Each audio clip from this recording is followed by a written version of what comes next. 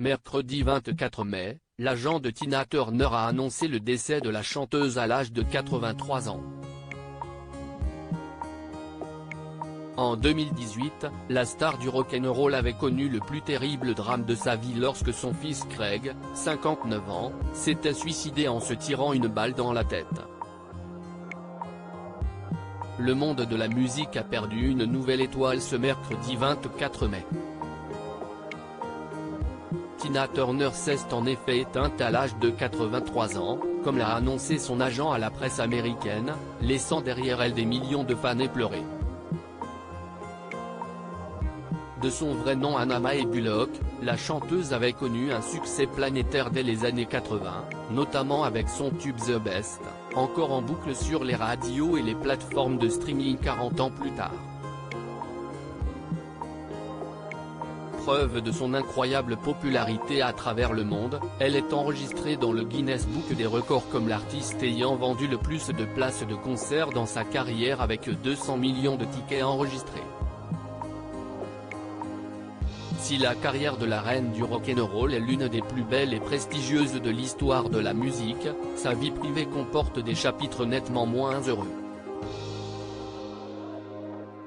Le plus triste moment de ma vie de mère. Le monde se rappelle notamment de la sortie de son livre My Love Story dans lequel elle relate les sévices que lui a fait subir Ike Turner, son mari durant 16 ans, parlant d'un véritable enfer conjugal. Un mariage qui aura pourtant vu la naissance de ses deux fils, Craig en 1958 et Ronald en 1960.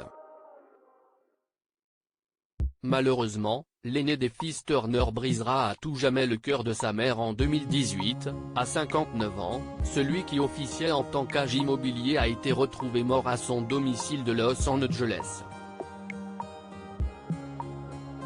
Une mort qui s'avère être un suicide par arme à feu et qui laissera Tina Turner dans un immense désarroi, évoquant le plus triste moment de sa vie de mère.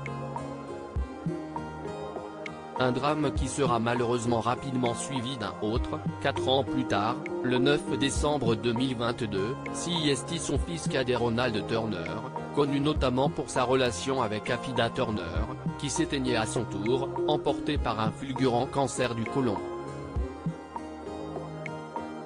Il n'aura donc fallu que quelques mois pour que la chanteuse, dont la santé était jugée préoccupante depuis des mois, finisse par rejoindre ses fils partis bien trop tôt.